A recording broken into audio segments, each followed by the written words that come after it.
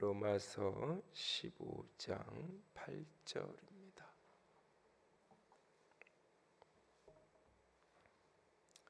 로마서 15장 8절에서 33절까지입니다.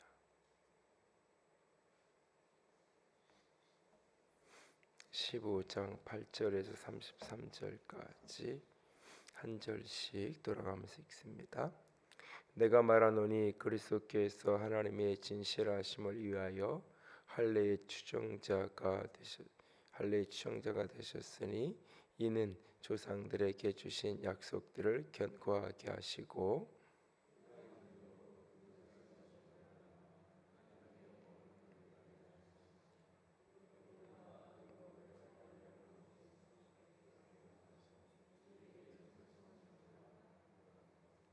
또 이르되 열방들아 주의 백성과 함께 즐거워하라 하였으며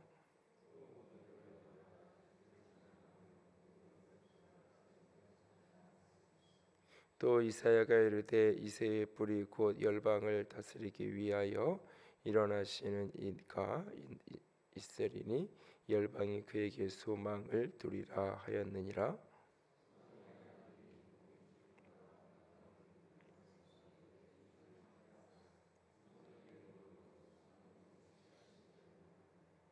내 형제들아 너희가 스스로 선함이 가득하고 모든 지식이 차서 능히 서로 권하는 자임을 나도 확신하노라.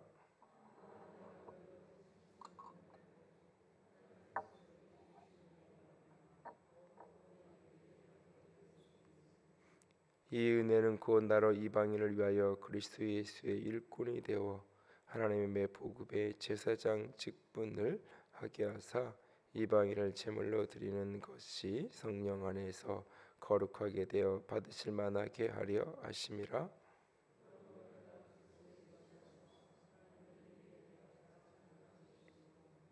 그리스도께서 이방인들을 순종하게 하기 위하여 나를 통하여 역사하신 것 외에는 내가 감히 말하지 아니하노라.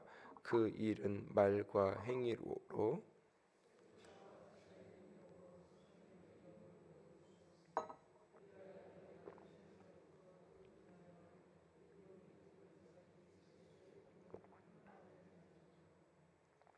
또 내가 그리스도의 이름을 부르는 곳에는 복음을 전하지 않기를 힘썼노니 이는 남의 터 위에 건축하지 아니하려 함이라.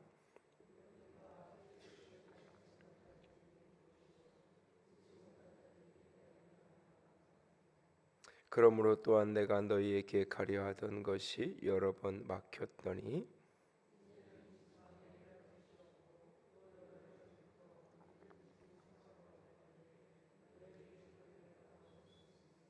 이는 지나가는 길에 너희를 보고 먼저 너희와 사귐으로 얼마간 기쁨을 가진 후에 너희가 그리로 보내주기를 바람이라.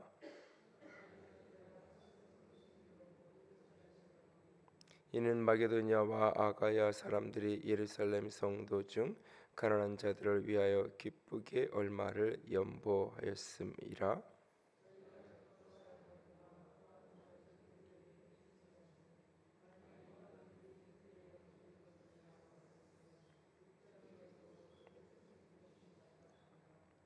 그러므로 내가 이 일을 마치고 이 열매를 그들에게 확증한 후에 너희에게 들렸다가 서바나로 가리라.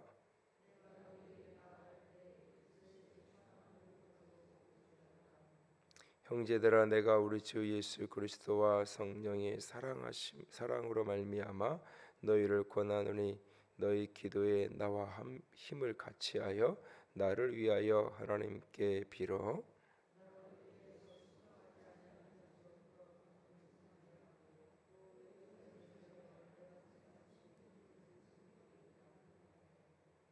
나로 하나님의 뜻을 따라 기쁨으로 너희에게 나아가 너희와 함께 편히 쉬게 하라.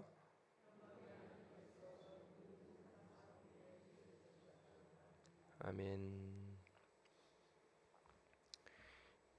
설교를 하다가 설교자로서 자기 이야기를 자기 오픈을 어디서부터 어디까지 할 수 있느냐라고 하는 부분들은 늘 고민거리가 됩니다. 어떻게 이야기하면 그것이 자기 자랑이 되기도 하고, 또 어떤 때는 그것이 자기 변호, 자기 변명이 되기 때문입니다.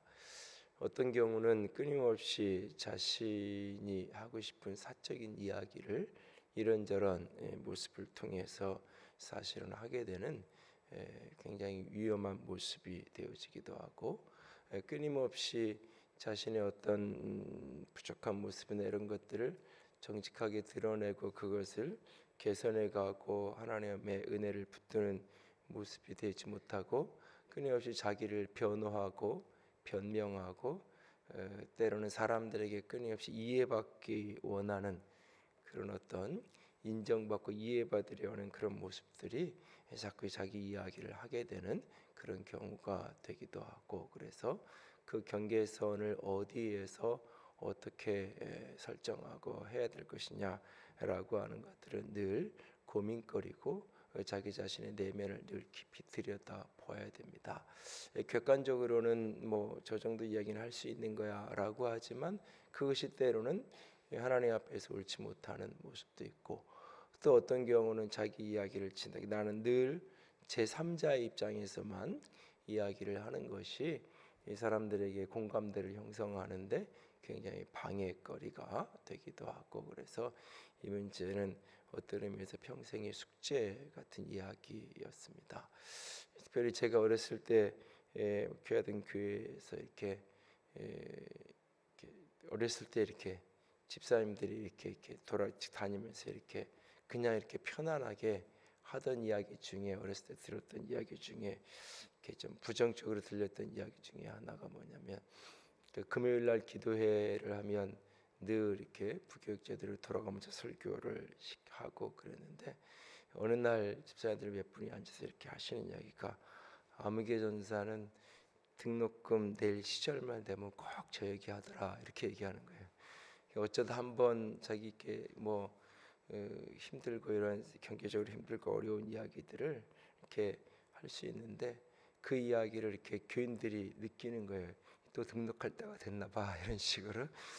물론 그게 뭐 교회가 충분히 그런 것들을 못 해주는 문제도 있겠지만, 어떤 패턴이 이렇게 반복되니까 자기가 의식을 했는지 본인이 의도가 있었는지 없었는지 관계없이 사람들은 그렇게 듣고 그걸 이렇게 부정적으로 이렇게 이야기하는 걸 어렸을 때 이렇게 들은 기억이 있어서, 그게 이렇게 오랜 세월이 지나도 이렇게 잘 안 잊어먹어져요. 그래서 제가 교인들에게, 특별히 중직자나 이런 분들에게 자녀들이 있는 데에서 이렇게 교회 어떤 이런저런 이야기, 특별히 목회자들에 대한 이야기, 긍정적인 이야기뿐만 아니라 부정적인 이야기, 특별히 웬만하면 입에 올리지 않는 긍정적인 이야기조차도 이렇게 평가하는, 판단하는 이야기가 그 속에 담겨지기 때문에 특별히 자녀들에게 그렇게 유익하지 않은 모습들이 많아서, 가능하면 이제 하지 말라고, 특별히 전화 거는 거.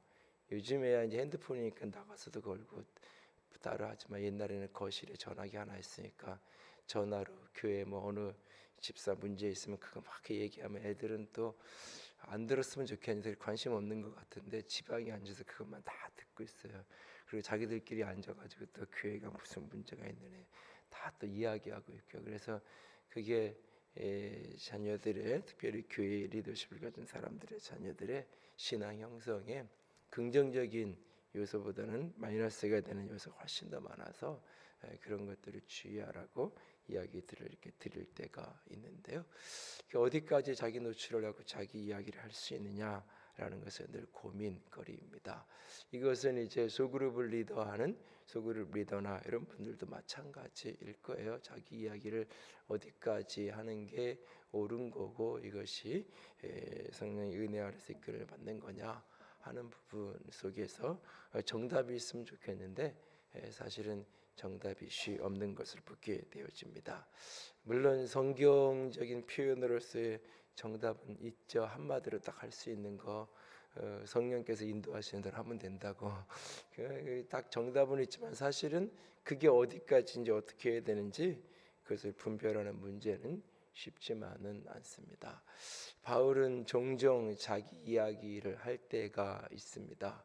그리고 대부분의 그런 자기 이야기는 사실은 자신의 어떤 기도의 제목들을 이야기하는 경우가 종종 있고, 또 자신이 하고자 하는 사역의 방향성, 초점들을 이야기할 때가 종종 있습니다.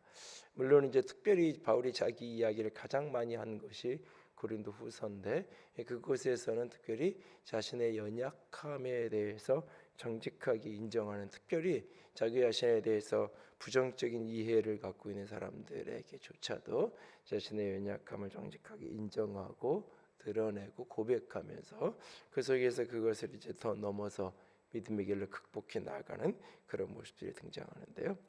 오늘도 이제 로마서가 거의 마무리되어 가는 시점 속에서 바울이 이제 자기 이야기를 본문 속에서 긴 이야기를 좀 해 가게 됩니다. 자기 자신을 스스로 어떻게 이해하고 있는지, 자기 자신에 대한 이해, 자기가 하고 있는 사역에 대한 이해, 그리고 앞으로 사역을 어떻게 펼쳐가기 원하는지 갖고 있는 그의 계획에 대한 소개, 그리고 이런 어떤 계획들 속에서 이 편지를 받고 있는 로마 교회들이 어떻게 자기 자신을 도와주기를 원하는, 그러니까 그런 이야기를 하는 게 그냥 자기가 예를 들어 자신의 약함을 이야기하는 게 어떤 넋두리를 이야기하는 것으로 끝나면 그것은 아무런 의미가 없는 거죠. 그냥 자기 자신의 변명을 하는 것으로 끝난다면 그것도 역시 덕을 세우는 것이 되지 못할 겁니다. 바울이 이런 이야기를 하는 데는 분명히 목적이 있어요.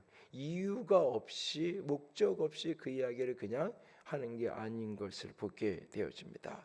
바울은 자기 자신을 이해할 때 자신을 가리켜서 16절에 보면 하나님께서 나를 이방인을 위한 그리스도 예수의 일꾼으로 삼았다. 내가 그리스도 예수의 일꾼이 되었다. 그리고 16절 하반 뒷부분은 또 하나님의 복음의 제사장 직분을 하게 하사. 그래서 자기 자신을 이해할 때 나는 예수의 일꾼이다. 그리스도 예수의 일꾼이고 나는 하나님의 복음의 제사장으로서 내가 여기에 이렇게 서 있다라고 말합니다.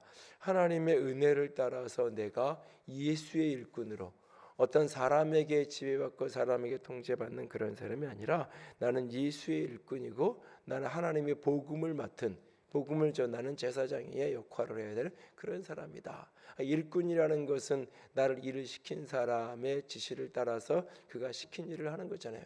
나에게 일을 맡긴 분은 예수 그리스도고 내가 해야 되는 일은 뭐냐? 복음의 제사장, 이 복음 전하는 일을 위해서 내가 하나님의 일꾼이 되어진 사람이다. 그래서 17절에 보면 내가 해야 될 일은 뭐냐? 하나님의 일에 대하여 자랑할 것이 없거니와. 내가 하는 일은 뭐냐? 그리스도 예수 안에서 나는 하나님의 일을 하고 있다라고 말하고 있어요. 그러니까 자신이 하고 있는 자신의 신분과 자신의 사역을 영적인 차원에서, 하늘의 차원에서 해석하고 바라보고 이야기하고 있는 거예요. 나는 예수의 일꾼이 되었고 나는 복음의 제사장이고 내가 하고 있는 이 모든 일들은 하나님의 일이다라고 이야기하고 있습니다. 그래서 그는 오늘도 복음을 전하는 일들을 열정적으로 감당해 가고 있는 것입니다.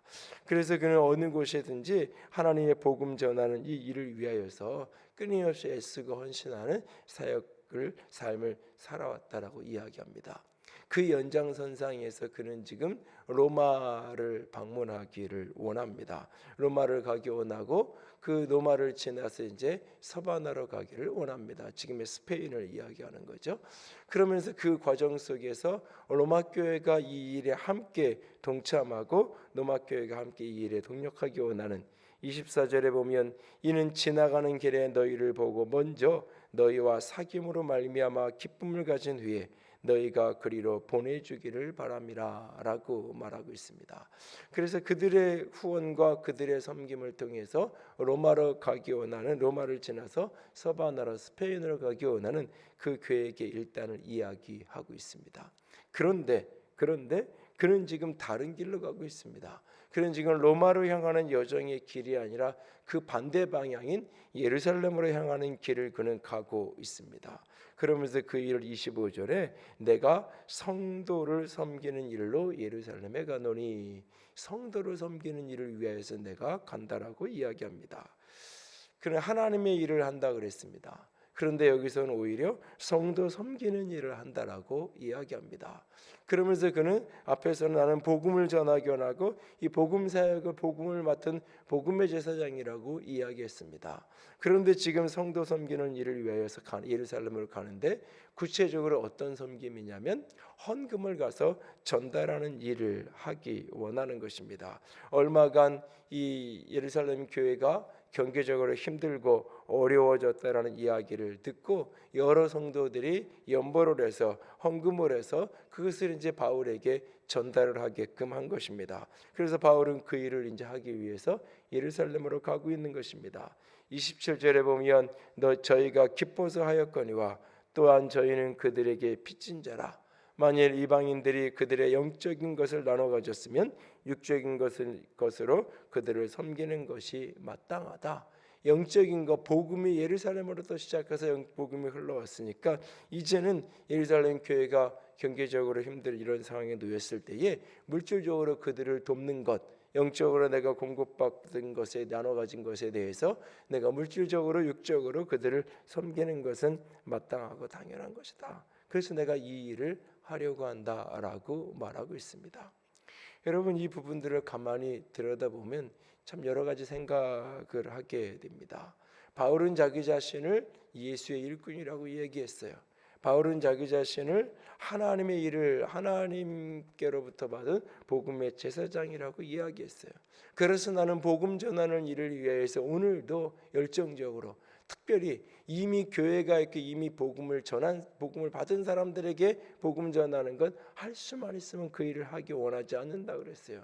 남이 세우는 터 위에다가 집을 짓는 것 그 일을 하기 원치 않는다는 그런 사역의 원칙을 가지고 복음 전하는 일을 열정적으로 하나님의 일을 감당해 가고 있어요.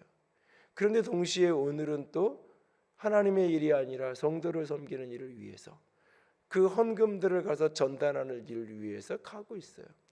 어찌 보면 헌금 전달하는 일, 그거는 바울이 아니어도 할 수 있는 사람들이 있지 않을까.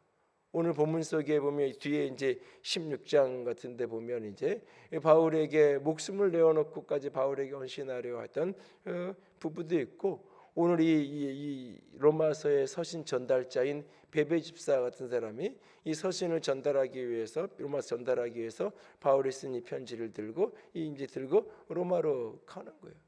로마로 가는 것을 그렇게 원했으면, 그리고 이것이 복음 사역을 위해서 마땅히 해야 될 일이면 헌금을 차라리 베베 집사에게 손에 들려줘서 그에게 가서 예루살렘에 전달하게 하고, 자기는 그렇게 가고 싶고 가야 된다고 느꼈던 로마로 본인이 직접 편지 들고 가면 되잖아요, 어떻게 보면.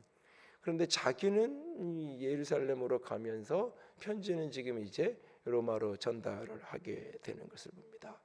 헌금을 전달하는 일이 그렇게 중요할까? 그리고 그 일은 또 위험하기도 한 일인데, 그래서 뒤에 보면 이제 이 30절 31절에 보면 기도 제목 속에서 이 일이 잘 되기를, 특별히 이 속에서 순종하지 아니하는 자들로부터 건짐을 받을 수 있도록, 복음에 순종하지 않는 사람들이, 이 적대적인 사람들이 예루살렘 분명히 있는 걸 알고 있어요. 바울은 자신이 이 길을 가는 것이 굉장히 위험성이 굉장히 높은 일이라는 것을 알 수 있어요. 생각해 보세요. 복음을 전하는 일을 위해서 하나님의 사람이 생명을 걸고 간다. 그러면 누구나 다 존경하고 좋은 마음으로 바라볼 거예요. 그런데 헌금 전달하는 일을 위해서 생명을 걸고 간다. 꼭 저 일까지도 해야 되나? 라는 생각을 어쩌면 반문을 할 수도 있습니다.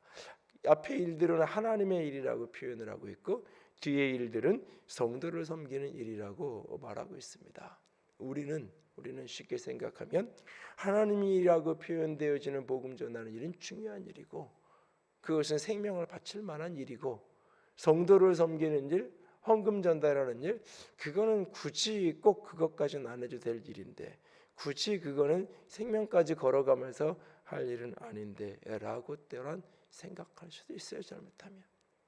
또한 동시에 본문을 들여다보면 18절을 보시면 18절 19절 보면 바울이 자신의 이 사역에 대해서 이야기하면서 내 모든 사역은 내가 한 것이 아니라고 말합니다. 그리스도께서 이방인들을 순종하게 하기 위하여 나를 통하여 역사하셨다.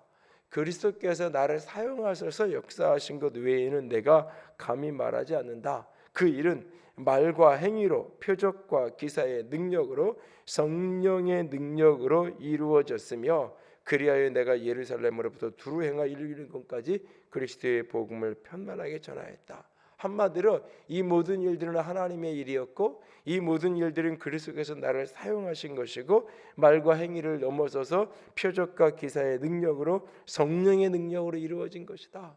이 모든 일들은 내 노력 능력으로 이루어진 것이 아니라 성령의 능력으로 이루어진 것이다 라고 이야기를 하고 있습니다. 그런데 조금 전에 잠깐 보았던 24절 말씀 같은데 보면 내가 스페인으로 갈 것인데 그 일을 위해서 로마 교회 너희들의 보내주심을 원한다. 너희들이 나를 보내주기를 원한다. 다시 말해 로마 교회 성도들이 재정적으로 후원을 해서 바울이 이 일을 할 수 있도록 감당할 수 있도록 재정적인 때로는 기도의 후원으로 그 일을 감당하기 원한다. 이것을 열배라고 나중에 이 본문에 뿐만 아니라 다른 곳에서도 표현을 하고 있는 것을 보게 됩니다. 하나님의 일을 하고 오직 성령의 능력으로 한다라고 이야기해요. 그런데 한편으로는 교회가 성도들이 로마 교회 성도들이 함께 도와야 된다라고 너희들이 보내주셔야 내가 그 너희들의 보내주심을 바라고 내가 너희들에게 가기 원한다라고 이야기하고 있어요. 하나님의 일을 한다고 이야기하고 내가 복음을 편만하게 전하기 위해서 내가 어디든지 내가 복음이 없는 곳에 내가 간다라고 이야기를 해요.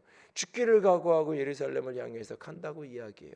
그러면서도 내가 로마에 가는 목적 중에 하나는 너희들과 함께 사귐을 얻고 너희들과 함께 기쁨을 얻기 원하고 또 33절에 가면 마지막 32절 33절에 가면 내가 너희들에 가서 내가 편히 쉬게 하라.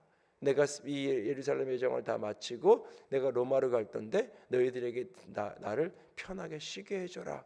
다시 말해서 이 말을 조금 이렇게 다르게 읽으면 내가 로마로 얼마 안 있다 갈 거니까 거기에 내가 쉴 수 있는 곳도 좀 내가 머물러서 편하게 쉴 수 있는 그런 숙소도 좀 만들고 내가 편하게 쉴 수 있게끔 그렇게 해줘라. 그런 이야기를 하고 있는 거예요.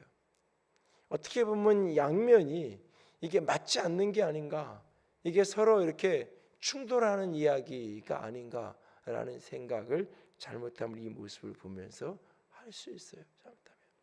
그러나 하나님의 일은 철저하게 인간의 일이에요. 인간의 일은 철저하게 하나님의 일이에요. 이 양면이 나누어져 있는 것이 늘 하나로 같이 붙들려 있는 거예요. 그리고 그 속에서 끊임없이 하나님의 인도하심이 어디에 있는지를 물어야 하는 거예요. 성령께서 역사하시는 것이 어디에 있는지를 물어야 돼요. 굉장히 단순한 이야기고 정답 같은 이야기, 그러나 정답이 맞아요. 굉장히 우리에게는 모호한 이야기처럼 들리고 먼 이야기처럼 때로 들리지만 그 순간순간에 결국은 성령의 인도하심을 따라가는 거예요. 사람들이 보기에는 어떤 일은 하나님의 일이고 어떤 일은 그냥 사람을 섬기는 일처럼 보여요. 사람들이 보기에 어떤 일은 성령의 능력으로 하는 일인 것처럼 보이고 사람들이 보기에 어떤 일은 돈으로 하는 일처럼 보여요. 어떤 일을 하나님께서 주권적으로 보내줘서 하는 일, 하나님께서 하신다며 하나님께서 보내주시면 되지 왜 우리한테 저런 걸 자꾸 해달라고 이야기해? 라고 때로는 생각할 수도 있어요. 하나님께서 능력으로 강권적으로 하시면 되지 굳이 왜 때로는 뭐 병원을 가고 주사를 맞고 저렇게 해야 되는가? 라고 때로는 생각을 할 수도 있어요. 그 경계선은 굉장히 모호해요. 사실은 어떨 때는 기도만 하고 기다려야 될 때가 있고 어떨 때는 찾아가서 이야기해야 될 때가 있어요. 어떨 때는 감춰야 될 때가 있고 어떨 때는 또 이야기해야 될 때가 있어요. 사실은 그러니까 늘 나는 말하는 거야. 늘 나는 인간적인 차원만 쫓아갈 거야. 늘 나는 복음만 전하면 돼. 다른 것은 다 인간적인 거는 누군가 다른 사람이 하는 거야. 결코 그렇지 않아요. 그 모든 것 속에서 어떨 때는 복음을 전하기 위해서 교회가 없는 곳만을 돌아다니면서 그렇게 복음이 없는 곳에 그렇게 낯선 곳에 가서 복음을 전하기도 하지만 또 어떤 때는 그 헌금 재정을 전달하기 위해서 이미 교회된 예루살렘 교회와 육적인 것을 나누기 위해서 그곳으로 향하여 가기도 하는 거예요. 그 모든 분별의 기준선을 오직 성령의 인도하심 속에서 걸어가는 것입니다. 내가 원하는 것, 내가 하고 싶은 것, 내가 좋은 길이 아니라. 사도행전 19장에서부터 21장까지를 유심히 들여다보면 바울은 어느 날 로마로 가야 되겠다는 소원을 하나님께서 주세요. 처음부터 그가 로마를 생각했던 건 아니에요. 어느 사역을 하다가 어느 시점에 내가 이제 로마도 보아야 하리라 라고 이야기해요. 로마도 보아야 한다는 비전이 생겼어요. 그래서 그 다음 날부터 인생이 마쳤다 플랜을 세워가지고 어떻게 하면 로마를 가서 내가 선교를 할 수 있을까라고 하는 거기에 따른 목적을 세우고 거기에 따른 타임테이블 쭉 만들어서 그 계획대로 1단계, 2단계, 3단계를 따라서 로마를 향하여서 가는 게 아닙니다. 그런데 하나님이 어느 날 그에게 예루살렘으로 가라고 말씀을 주세요. 내가 이 복음을 전하기 위해서 나의 달려갈 길을 다 마치기 위해서 내 생명을 조금 더 귀한 것을 여기지 않는다고 이야기해요. 그러면 그 표현을 보면 복음 전하는 일을 위해서 그가 로마로 스페인으로 뒤도 안 돌아보고 가야 될 것 같아요. 근데 그는 예루살렘으로 향한 길을 걸어가고 있어요. 그리고 예루살렘으로 가는 그 길은 모두가 반대해요. 교인들이 다 그 길은 안 된다고 반대를 해요. 그리고 예언자가 와서 이야기하기를 그 길을 가면 엄청난 고난이 따를 거라고 이야기해요. 그 띠를 가서 두르면서 이 띠의 주인이 이렇게 결박되는 일이 벌어질 것이라고. 다시 말해서 예루살렘으로 가면 바울 너는 감옥에 갇히게 될 거고 예루살렘 너는 감옥에 갇힐 뿐만 아니라 예루살렘으로 가면 어떤 위험한 일이 닥칠지 모른다라고 이야기해요. 그런 이야기를 하니까 교인들은 더 화들짝 놀라면서 교인들이 다 울면서 가지 말라고 이야기를 해요. 하나님이 내게 주신 비전은 로마로 가는 거예요. 그리고 온 교인들은 다 예루살렘으로 가는 거 가지 말라고 이야기해요. 예언자는 와서 하나님께서 이 예루살렘으로 가는 이 여정이 당신에게 큰 위험을 닥칠 거라고 이야기해요. 그리고 나도 그걸 알아요.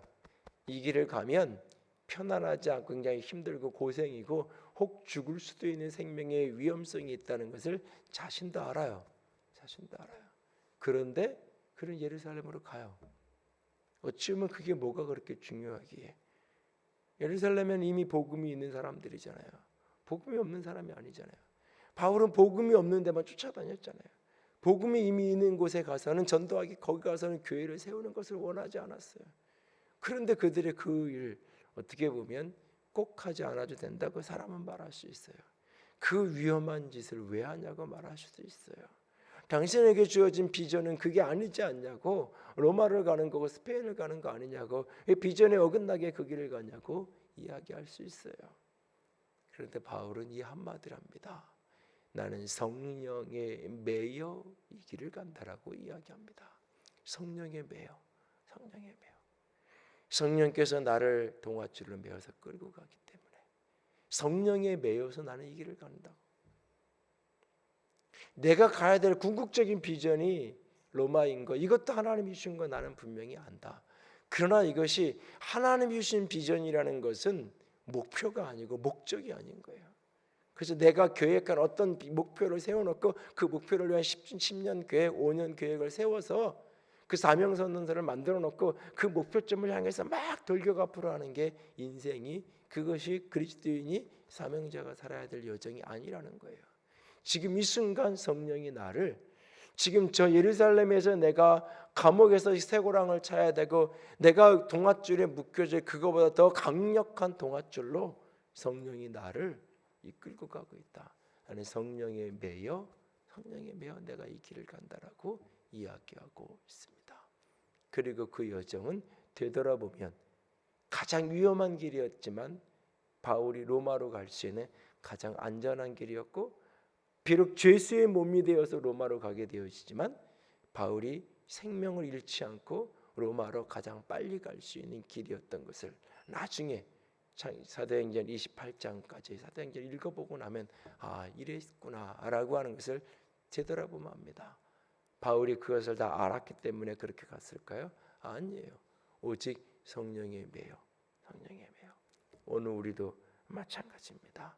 사람들이 보기에 그 길이 어떠한 길인지, 특별히 잘못하면 저 같은 사람은 특별히 늘 조심하는 것 중에 하나가 명분이 있냐 없냐가 굉장히 저한테는 중요해요. 이게 합리적이고 상식적이고 어떤 영적이고 신앙적으로 명분이 없는 어떤 일들을 행하는 것을 굉장히 힘들어하고 어려워요. 스스로 내적인 그것에 대한 정확한 명분이 이렇게 내면적으로 이렇게 정립이 안 되면 어떤 일을 하는 것을 굉장히 힘들어하고 얼굴도 붉히기도 스스로 굉장히 가면서도 계속해서 스스로 이렇게 이 길이 아닌데 그런 생각을 할 때가 참 많아요. 근데 어느 날 그것조차도 내 교만이고 그것조차도 내 나를 인정받기 원하는 그것조차도 내가 이해되어야만 한다라는, 아직은 내가 그걸 왜 해야 되는지 이유를 모르겠는, 다른 말로 명분이 없어도 성령께 매여서 끌려가면 때로는 가야 될 때가 있는 거예요. 오늘 우리의 인생 속에, 우리의 삶 속에 오늘 바울의 여정들을 다시 한번 돌아보면서 나는 무엇에 이끌려 살아가고 있는가? 오늘 세상은 돈에 묶여 살아간다고 이야기하죠. 오늘 세상은 인정에 묶여 살아간다고 이야기하죠. 오늘 세상은 사람의 시선에 묶여 살아간다고 말하죠.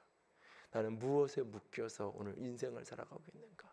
지팡간에 묶여서 내 인생의 모든 것을 살아가고 있지 않는지, 자녀에게 묶여서 인생의 모든 것을 이끌려가고 있지 않는지, 누군가가 나를 인정해주고 인정해주지 않는 것, 그 인정받는 것 하나에 내 인생의 모든 걸 걸고 살아가고 있지는 않는지, 나는 무엇에 이끌려 살아가고 있는지, 무엇에 이끌려 살아가고 있는지, 오늘 성령에 이끌려 살아갔던 사도 바울의 여정, 그의 인생길을 다시 한번 되돌아보면서 우리 모두가 오직 주의 성령에 매여 주의 성령에 이끌려서 걸어가는 인생길이 될 수 있기를 원합니다. 그리고 그 길을 위해 함께 동력하며 기도할 수 있는, 바울이 오늘 나를 위해서 기도해 달라고 오늘 로마에 있는 성도들에게 부탁했던 것처럼 그렇게 함께 기도로 동력하면서 오직 성령에 매여 걸어갈 수 있는, 때로는 그것이 하나님의 일로 보이고도 하고 때로는 그것이 사람을 섬기는 일로 보여도 상관없어요. 오직 성령에 매여 주의 길을 걸어갈 수 있는 그 분별함, 그 인도하심, 그 이끄심에 늘 집중할 수 있는 저와 여러분이 될 수 있기를 주님의 이름으로 부탁을 드립니다. 함께 찬양합니다. 248장.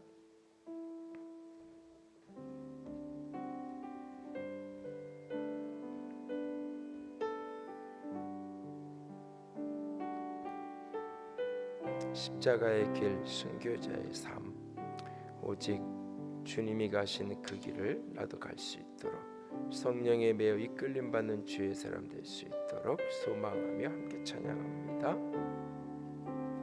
내 마음에 주를 향한 사랑이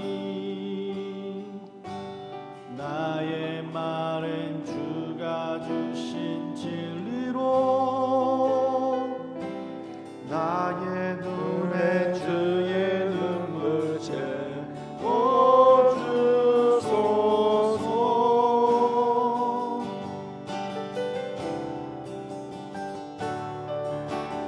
내 입술에 찬양의 향기가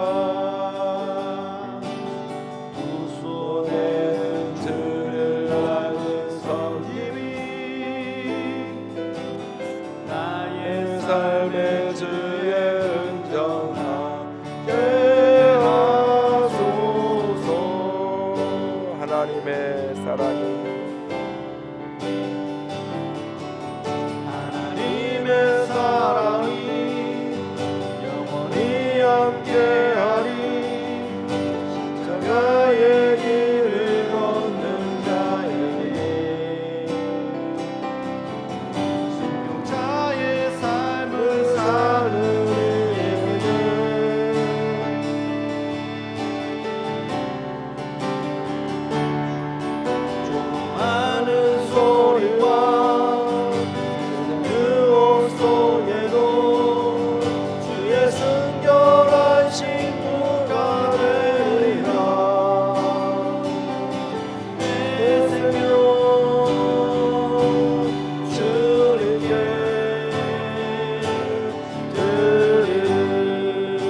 하나님의 사랑이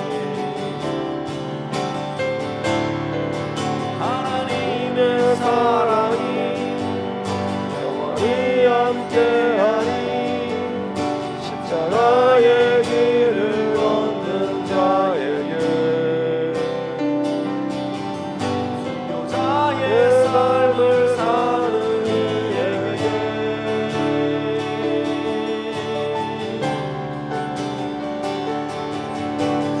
많은 소리와 세상 유혹 속에도 주의 순결한 신부가 되리라.